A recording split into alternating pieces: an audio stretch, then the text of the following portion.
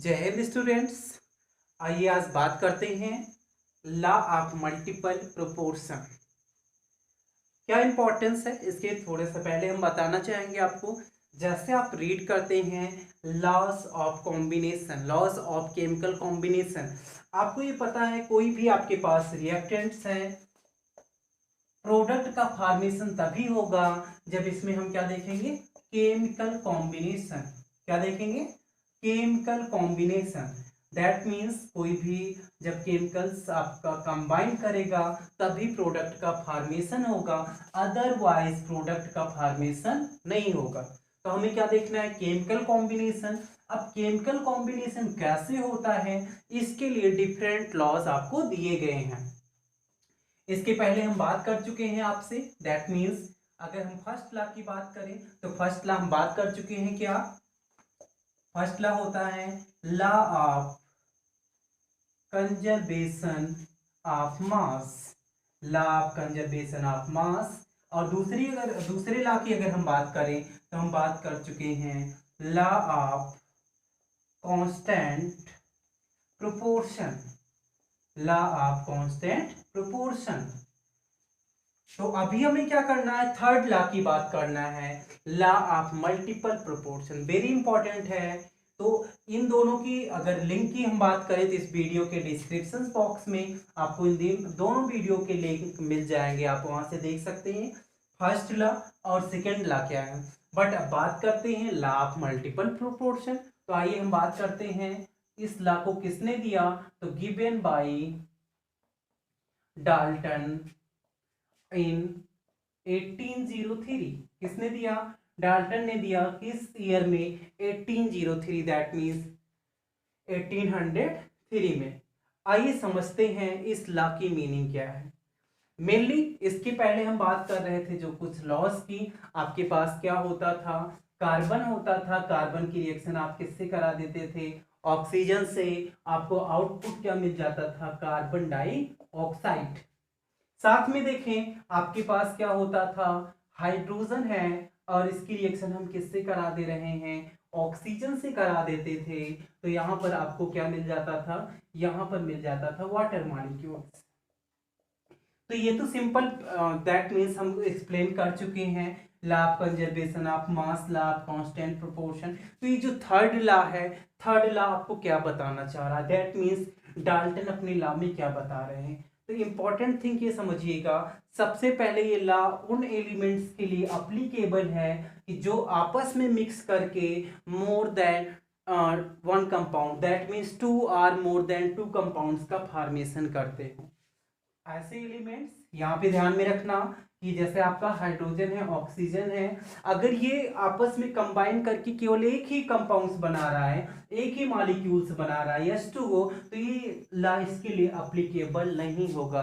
इसके लिए कंडीशन क्या दी गई कि जब टू एलिमेंट्स आपस में कंबाइन करके टू और मोर देन टू कंपाउंड्स का फॉर्मेशन करें, टू और मोर देन टू कंपाउंड का फॉर्मेशन करें, तो ये ला क्या हो जाता है? अप्लीकेबल हो जाता है। तो आइए यहाँ पे हम देखते हैं कि कार्बन की रिएक्शन अगर आप कराएंगे ऑक्सीजन से तो आपका क्या बनेगा? कार्बन डाइऑक्साइड बन रहा है। ठीक है। और आगे हम देख रहे हैं हाइड्रोजन की रिएक्शन करा रहे हैं ऑक्सीजन से, वाटर बन रहा है। ये तो आपका सिंपल बेस टर्म था। अगर इसको हम क्या करें, थोड़ा सा इनहेंस करें कि हम देखें कि क्या कार्बन से कार्बन डाइऑक्साइड ही बनेगा, क्या कार्बन से कार्बन डाइऑक्साइड ही बनेगा, या अदर कुछ हम और बना सकते हैं। तो यहाँ पर हम देखेंगे कुछ दूसरा मिलेगा, या अलग कंडीशन हम देखें कि हमारे पास क्या है? हाइड्रोजन है और हाइड्रोजन की रिएक्शन हम ऑक्सीजन से करा रहे हैं, तो क्या ऑक्सीजन से कराने पर वाटर ही मिलेगा कि कुछ अलग बन सकता है? 100% कई कंपाउंड्स बनेंगे, two or more than two compounds. Carbon के साथ भी बनने वाला है और का हाइड्रोजन ऑक्सीजन के साथ भी बनने वाला है। तो यहाँ पर जो इंपॉर्टेंट थिंग्स है इस लॉ की समझते हैं।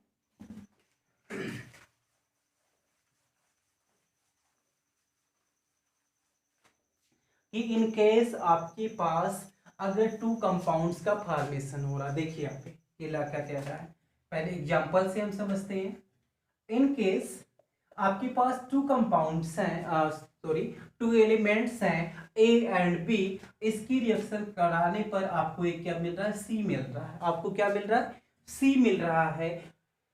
दूसरी कंडीशन इसी पे अप्लाई होगी कि ए को हम क्या कर दें, फिक्स कर दें, ए को हम क्या कर दें, फिक्स कर दें। बी भी जो हमारा एलिमेंट्स होगा वही होगा, ध्यान में रखना, बी जो एलिमेंट्स होगा वही होगा, और जो प्रोडक्ट बनेगा वो डिफरेंट हो जाएगा। साथ में जो इसका मास है, ए का मास क्या होगा, फिक्स होगा, बी का मास क्या हो जाए, चेंज हो जाए। तो आइए इस लॉ को हम पहले समझा देते हैं, फिर अगेन बात करते हैं कि टू एलिमेंट्स जो आपस में कंबाइन करके मोर देन वन कंपाउंड्स का फॉर्मेशन कर सके, दैट मीन्स टू कंपाउंड्स का फॉर्मेशन कर सके। ये टू एलिमेंट्स हैं, आपस में कंबाइन कर रहे हैं और मोर देन वन टाइप मॉलिक्यूल्स का फॉर्मेशन कर रहे हैं। अगर एक का हम क्या कर लें, मास फिक्स कर ले, यहाँ पे देखना ए का मास हमने क्या कर लिया, फिक्स कर लिया, तो जो दूसरा होगा उसका जो मास हम क्या कर रहे हैं, डिफिनिट रेशियो में कंबाइन हो रहा है, वो आपस में भी सिंपल होल रेशियो में पाया जाएगा। वो क्या पाया जाएगा, आपस में भी सिंपल होल रेशियो में प्रेजेंट होगा। ये सबसे बड़ी इंपॉर्टेंट थिंग्स है। अब एग्जांपल समझते हैं वाटर मॉलिक्यूल्स को लेकर।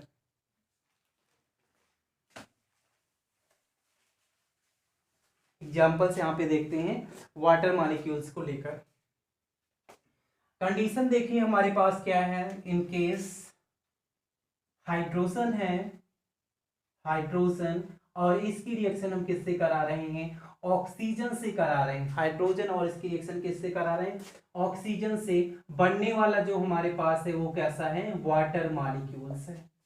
थोड़ा सा ऐसे देखेंगे कि जो हाइड्रोजन है वो क्या है, H2 है। ऑक्सीजन हमारे पास सिंगल एक ऑक्सीजन हम ले रहे हैं, और जो फॉर्मेशन हुआ वो क्या है, H2O। क्या हुआ, H2O। अगर हम देखें इनके वेट को, दैट मीन्स हाइड्रोजन का आपका एटॉमिक मास 1 होता है, तो टोटल कितना हो जाएगा 2, तो दैट मीन्स इसको हम कंसीडर कर रहे हैं 2 ग्राम। ऑक्सीजन को कंसीडर करेंगे तो एक ऑक्सीजन का जो वेट होता है कितना होता है, 16 होता है। और ये जो बना वाटर, तो वाटर को आपको पता है कि हम क्या करेंगे, ऐड कर लेंगे। 2 हाइड्रोजन है, 1 ऑक्सीजन है, तो आपका क्या हो जाएगा, 18 ग्राम हो जाएगा। तो ये हमारी फर्स्ट रिएक्शन है। In condition A plus B given out क्या, C, ये हमें मिल रहा है। दूसरा हमें क्या करना है, उसी हाइड्रोजन को फिर से लेना है, ऑक्सीजन से रिएक्शन कराना है। हम ले रहे हैं हाइड्रोजन, हाइड्रोजन प्लस ऑक्सीजन, और ये अब जो कंपाउंड बना ये चेंज हो गया। ये क्या है आपका, हाइड्रोजन पर ऑक्साइड का फॉर्मेशन हो रहा है। किसका फॉर्मेशन, हाइड्रोजन पर ऑक्साइड का फॉर्मेशन हो रहा है। तो यहां पर देखेंगे H2 प्लस O2, और आपका क्या बना, हाइड्रोजन पर ऑक्साइड का जो फार्मूला होता है वो होता है H2O2, ये बन गया। इसका मास अगर हम देखें तो H2 है, इसका मास ऑलरेडी फिक्स है 2 ग्राम, बट यहाँ पर ऑक्सीजन आपने क्या कर लिया, चेंज कर लिया। ये आपका 16 टू जा कितना हो जाएगा, 32 ग्राम हो जाएगा। और यहाँ पर अगर हम देखें तो आपका बनेगा 34 ग्राम टोटल प्रोडक्ट। ये जो हमारा कंसीडर है हाइड्रोजन के साथ है। इन सेम केसेस अगर हम ले लें कार्बन और ऑक्सीजन, किसका ले लें, कार्बन और ऑक्सीजन की हम बात कर लें, तो आपका बनेगा carbon monoxide, carbon monoxide. Formula देखते हैं यहाँ पर, ये आपका कार्बन है प्लस ऑक्सीजन, ये आपका बन रहा है कार्बन मोनोऑक्साइड। मास देखेंगे तो यहाँ पर ये हो जाएगा 12 ग्राम, ये हो जाएगा 16 ग्राम। अगली कंडीशन अगर हम अप्लाई करें तो वही मेरे पास क्या है, कार्बन है, ऑक्सीजन है, लेकिन अब जो प्रोडक्ट बन रहा है वो कैसा है, अलग बन जा रहा है, कार्बन डाइऑक्साइड, कार्बन डाइऑक्साइड। यहाँ पे देखेंगे तो आपका हो जाएगा C प्लस O2, और ये क्या देगा, CO2। वेट देखेंगे इसका, ये आपका 12 ग्राम है और ये कितना हो जाएगा 32 ग्राम हो जाएगा। देन वेरी इंपॉर्टेंट ये रूल क्या कह रहा है, क्या हमें समझना है, तो दैट मीन्स यहाँ पर देखिए जो मैंने शुरू में आपसे बातें की कि जो पहला एलिमेंट्स है दैट मीन्स जिसका मास फिक्स है, यहाँ पर हाइड्रोजन का मास क्या है फिक्स है, हाइड्रोजन का मास फिक्स है, हमारे पास 2 डिफरेंट कंपाउंड्स बन रहे हैं, तो जिसका मास फिक्स नहीं है, रूल क्या कह रहा है, जिसका मास फिक्स नहीं है उनमें क्या होगा, एक सिंपल रेशियो पाया जाएगा। जिनका मास फिक्स नहीं होगा उनमें क्या होगा, सिंपल रेशियो पाया जाएगा। तो यहाँ पर देखेंगे ऑक्सीजन 16 ग्राम है, यहाँ पर क्या है 32 ग्राम है, इसका हम निकालेंगे तो आपका क्या हो जाएगा 16:32। आपको क्या आंसर क्या मिलेगा 1:2, 1:2 मिलेगा। दैट मीन्स जो अदर एलिमेंट्स है जिसका मास हम चेंज करके देख रहे हैं वो भी हमारा क्या हो जाएगा, एक सिंपल होल रेशियो में पाया जाएगा। फॉर अदर एग्जांपल्स की अगर हम बात कर ले, दूसरे एग्जांपल्स को हम समझ ले, तो यहाँ पर कार्बन क्या है 12 ग्राम फिक्स है, यहाँ पर कार्बन क्या है 12 ग्राम फिक्स है। हम चेंज क्या कर रहे हैं, जो हमारा अगला एलिमेंट है ऑक्सीजन 16 ग्राम है, 32 ग्राम है, अगर हम इसका रेशियो निकालें 16:32 तो आपको आंसर क्या मिल जाएगा 1:2, 1:2 मिल जाएगा।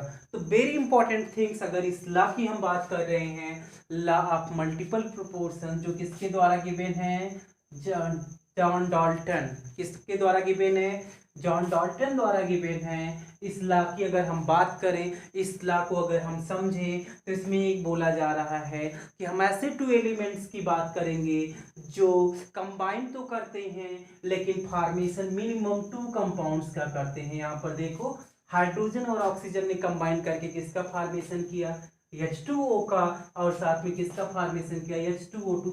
अलग अलग कंपाउंड का फॉर्मेशन करते हैं, यदि उसमें क्या किया जाए, एक एलिमेंट्स को फिक्स कर दिया जाए। हाइड्रोजन को यहाँ पर देख रहे हो क्या कर दिया गया, फिक्स कर दिया गया है। यदि एक एलिमेंट्स को क्या करते हैं, फिक्स कर दें, तो जो दूसरा एलिमेंट्स कंबाइन करने वाला है वो क्या हो जाएगा, सिंपल रेशियो में हो जाएगा, होल नंबर रेशियो में हो जाएगा। तो यहाँ पर देखेंगे 16:32 दैट मीन्स 1:2, और यहाँ पर भी आपका क्या हो जाएगा, कार्बन के साथ हमने क्या किया है, फिक्स किया है। तो यहाँ पर भी देखेंगे ऑक्सीजन 16 ग्राम है, यहाँ पे 32 ग्राम है, आपस में जो इनका रेशियो मिलता है 1:2 मिलता है। यही ला आपका क्या है, मल्टीपल प्रोपोर्शन। और साथ में जो आपके फर्स्ट और सेकंड लॉ हैं उनका लिंक इस वीडियो के डिस्क्रिप्शन बॉक्स में दिया गया है। इन केस आप मेरे चैनल पे नए हों तो चैनल को सब्सक्राइब कर लीजिए, बेल आइकन को प्रेस कर लीजिए, जिससे आपको केमिस्ट्री की चैप्टर वाइज कंप्लीट वीडियोस मिलती रहे। Thank you for watching.